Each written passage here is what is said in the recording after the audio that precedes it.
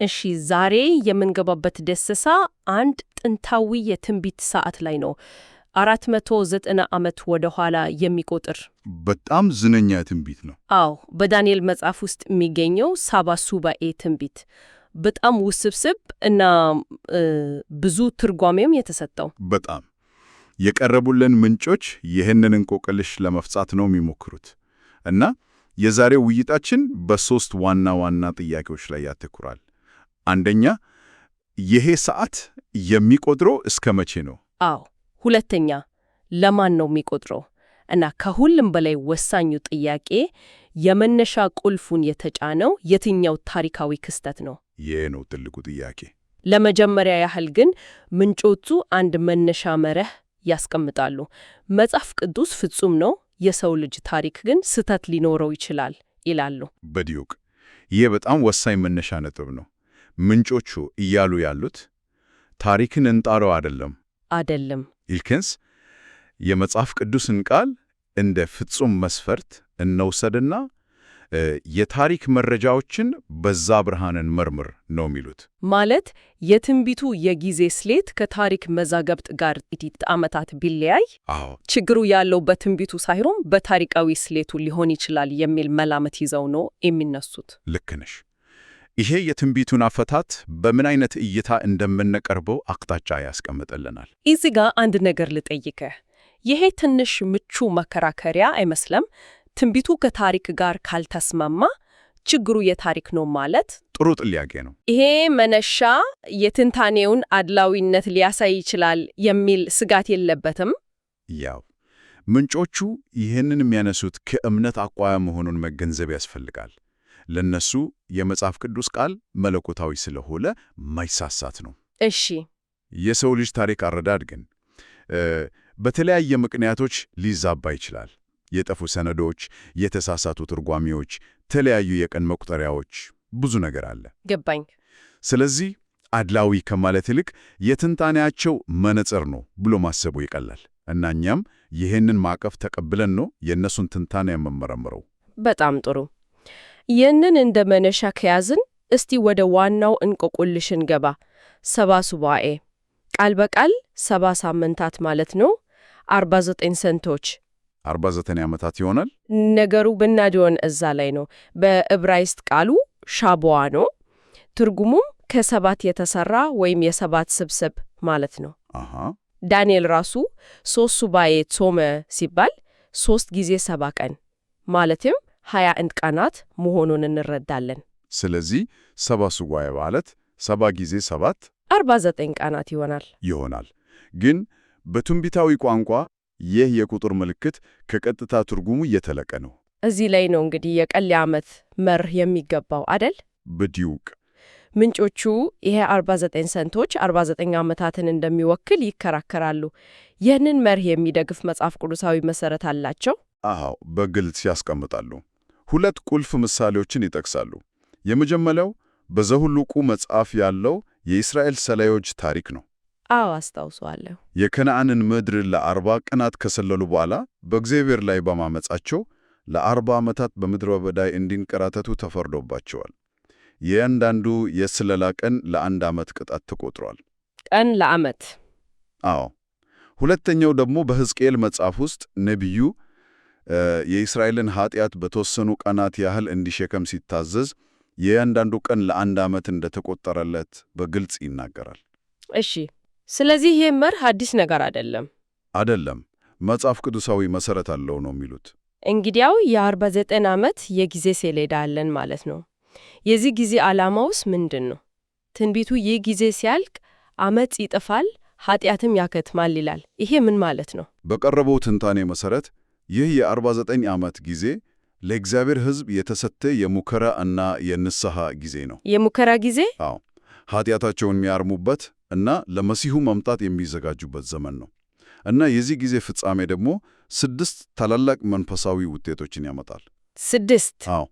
3ቱ አሉታዊ ነገሮችን ያስወግዳሉ። ዓመፅን ማስወገድ፣ ኃጢአትን ማክተም እና ለበደል ማስተሰረይ።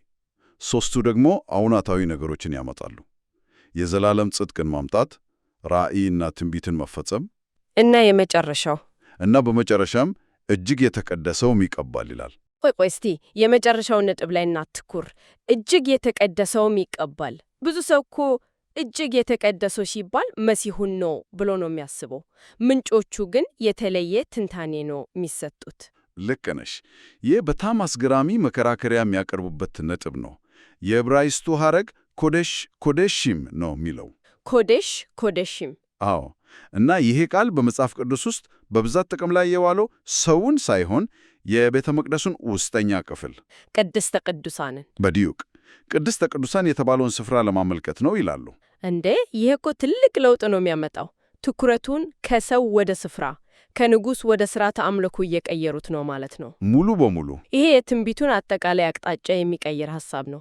አንድምታውስ ምንድን ነው? ትልቅ አንድምታ አለው። ትንቢቱ የሚፈጸመው ቅድስተ ቅዱሳኑ ሲቀባ ከሆነ ይህም ያመለክተው ምድራዊው ቤተ መቅደስና ሥርዓቱ ወደ ፍጻሜው እንደሚመጣና ከዚያ የላቀ ሰማያዊ አገልግሎት እንደሚጀምር። ልክ ብለሻል። በቀላል አነጋገር ለኃጢአት ሁሉ ፍጹም የሆነ ስርየት የሚገኝበት ያ ታላቁ የስርየት ቀን ፍጻሜውን እንደሚያገኝ የሚያሳይ ኃይለኛ ምልክት ነው ይላሉ። ዋው! በጣም አስደናቂ ትንታኔ ነው። እሺ፣ የትንቢቱ ጊዜ 490 ዓመት እንደሆነና ዓላማውም ታላቅ መንፈሳዊ ፍጻሜ እንደሆነ ካየን ቀጣዩ ትልቁ ጥያቄ ለማን ሚለው ነው። ትንቢቱ ለሕዝብህና ለቅድስት ከተማ ይላል። አዎ። ምንጮቹ ግን የዳንኤል ሕዝብ የሚላቸውን በዘር ላይ ብቻ አይወስኑትም። አዎ፣ እዚህ ላይም ሰፋ ያለ ትርጓሜ ነው የሚሰጡት። እውነተኛ እስራኤላዊ መሆን በደም ወይም በዘር ሳይሆን በመንፈሳዊ ማንነት ነው ይላሉ። በመንፈሳዊ ማንነት። አዎ፣ ሥጋዊው የእስራኤል ዘር የዚህ መንፈሳዊ እውነታ ምሳሌ ወይም ምልክት ነበር እንጂ ፍጻሜው አልነበረም ነው የሚሉት። ሐዋርያው ጳውሎስን ይጠቅሳሉ። በአካል የተገረዘ ሳይሆን በልቡ የተገረዘ ነው እውነተኛ አይሁዳዊ እንደሚለው። እሺ። ስለዚህ መሲሁን የሚታዘዝ ማንኛውም ሰው አሕዛብ እንኳ ቢሆን እውነተኛ የአብርሃም ዘርና እውነተኛ እስራኤላዊ ነው ተብሎ ይቆጠራል ባይ ናቸው። በዚህም መሰረት የዳንኤል ሕዝብ የተባሉት በዘር ሳይሆን በእምነት ለአምላክ የተለዩት ሁሉ ናቸው ማለት ነው። አዎ፣ ሙሽራ ቤተ ክርስቲያን ብሎ የሚጠሯት ናት። የትርጓሜ ግን አንድ ጥያቄ ያስነሳል። መጽሐፍ ቅዱስ ሮሜ መልእክት ላይ የእግዚአብሔር ስጦታና ጥሪ አይጸጸትም በማለት ስለ እስራኤል ዘር ምርጫ በግልጽ ይናገራል። ምንጮቹ ይህንን እንዴት ነው የሚያስታርቁት? ይህንን ለማስረዳት ወደ እግዚአብሔር ሁሉን አዋቂነት ወይም ቅድመ እውቀት ጽንሰ ሐሳብ ይወስዱናል። ቅድመ እውቀት። አዎ፣ እግዚአብሔር የእያንዳንዱ ፍጡር በነጻ ፈቃዱ ምን ምርጫ እንደሚያደርግ አስቀድሞ ያውቃል። ስለዚህ የታሪክን ሂደት እንደ አንድ ጥልቅ ድርሰት ብናየው፣ እሺ፣ እግዚአብሔር የተወሰኑ ገጸ ባህሪያትን በተወሰነ ጊዜና ቦታ የወለዱ ያደርጋል። ለምሳሌ የይሁዳ ክህደት ወይም የጳውሎስን መለወጥ አስቀድሞ ስለሚያውቅ ምርጫቸው ከታላቁ ታሪካዊ ዕቅዱ ጋር እንዲገጣጠም በትክክለኛው ዘመንና ሁኔታ ውስጥ እንዲወለዱ ያደርጋል። በዲዩቅ ይሄ በጣም ከባድ ሐሳብ ነው። ምንጮቹ ያሉት እግዚአብሔር ልክ እንደ አንድ የቼዝ አዋቂ እኛ የምናደርገውን ምርጫ አስቀድሞ ስለሚያውቅ በታሪክ ሰሌዳ ላይ በትክክለኛው ጊዜና ቦታ ያስቀምጠናል ማለት ነው። እንደዛ ማለት ይቻላል። ይሄ በግለሰብ ደረጃ ላለብን ኃላፊነት ምን ትርጉም ይሰጣል? ምርጫችን አስቀድሞ ከታወቀ ነጻ ፈቃድ አለን ማለት ነው። ምንጮቹ እንደሚሉት ሁለቱም እውነት ናቸው። እግዚአብሔር ምርጫችንን አስቀድሞ ያውቃል እንጂ አያስገድድም። የኛ ምርጫ የእውነት የኛ ነው። ግን ሁሉንም የሚያውቀው አምላክ ዘንድ ያ ምርጫችን ድንገተኛ አይደለም። በዚህ መርህ መሰረት ነው በመጨረሻው ዘመን የእስራኤል ብሔር በሙሉ ወደ እግዚአብሔር እንደሚመለስና ያ ጥሪ እንደሚፈጸም የሚያስረዱት። በጣም ጥልቅና ብዙ ማሰላሰልን የሚጠይቅ ነጥብ ነው። እሺ፣ የትንቢቱ ጊዜ 490 ዓመት ነው። የተነገረውም ለመንፈሳዊ እስራኤል ነው። አሁን ወደ ወሳኙ ጥያቄ እንምጣ። መቼ? አዎ፣ መነሻው የ490 ዓመቱ ቆጠራ መነሻ ከሌለው ትርጉም የለውም። ትንቢቱ የሚጀምረው ኢየሩሳሌምን እንደገና ለመገንባት አዋጅ ከወጣበት ጊዜ ጀምሮ ነው ይላል። ችግሩ ግን ተለያዩ አዋጆች አሉ። በትክክል ወደ ታሪክ መዝገቦች ስንገባ 4 ዋና ዋና አዋጆች እናገኛለን። የመጀመሪያው የቂሮስ አዋጅ ነው በ537 አቀረን። ይሄ እስራኤላውያን ወደ አገራቸው እንዲመለሱ የፈቀደው ነው። አዎ። ሁለተኛው የዳሪዮስ አዋጅ በ520 አአ ሲሆን ቆሞ የነበረውን የቤተ መቅደስ ግንባታ እንዲቀጥል ያዘዘ ነው። እሺ። ሦስተኛውና አራተኛው ደግሞ በንጉሥ አርጤክስስ የወጡ ናቸው። አንዱ በ558 አአ ከእዝራ ጋር የተያያዘ ሲሆን ሌላኛው ደግሞ በ445 አአ ከነህምያ ጋር የተያያዘ ነው። እሺ፣ ብዙ ስሞችና ቀናቶች ተነስቷል። እንደዚህን የፋርስ ነገሥታት ስም ለይቶ ማስታወስ ራሱ አንድ ቤት ሥራ ነው። ትንሽ ያደናግራል። ለአድማጭ ግልጽ እንዲሆን በዋናነት 3 ቁልፍ ነገሥታት ናቸው ማለት ነው አይደል? ቂሮስ፣ ዳሪዮስ እና አርጤክስስ። በጣም ጥሩ ማጠቃለያ ነው። ነገሩን በቀላሉ ለመረዳት ይሄ ልክ አንድ ትልቅ የግንባታ ፕሮጀክት እንደማስኬድ ነው። የቂሮስ አዋጅ ይህ ቦታ ለግንባታ ተፈቅዷል የሚል የመጀመሪያው ፈቃድ እንደማለት ነው። የመጀመሪያው ፈቃድ? አዎ። በ537 አአ ሕዝቡ ተመልሶ የቤተ መቅደሱን መሠረት ጣለ፣ ግን ሥራው ቆመ። ከዚያስ ሁለተኛው ንጉሥ ዳሪዮስ እንዴት ወደ ታሪኩ ገባ? ከ16 ዓመታት ገደማ በኋላ በ520 አአ ነቢያት የሆኑት ሐጌና ዘካርያስ ሕዝቡን ካነቃቁ በኋላ ንጉሥ ዳሪዮስ የመጀመሪያውን የቂሮስን አዋጅ አጽንቶ ግንባታው ይቀጥል የሚል ሁለተኛ ትእዛዝ ሰጠ። ልክ የቆመ ፕሮጀክትን እንደገና አስጀምሩ እንደማለት። በዲዩቅ በዚህም መሠረት የቤተ መቅደሱ ግንባታ በ516 አአ ተጠናቀቀ። ስለዚህ የዳሪዮስ አዋጅ ያተኮረው በቤተ መቅደሱ ላይ ብቻ ነበር። እሺ፣ ቤተ መቅደሱ ተገንብቶ አለቀ። ታዲያ የአርጤክስስ አዋጆች ለምን አስፈለጉ? የትንቢቱ ቃል ኢየሩሳሌምን መልሶ ለመገንባት ነው የሚለው ቤተ መቅደሱን ብቻ አይደለም። ነገሩ ያለው እዛ ላይ ነው።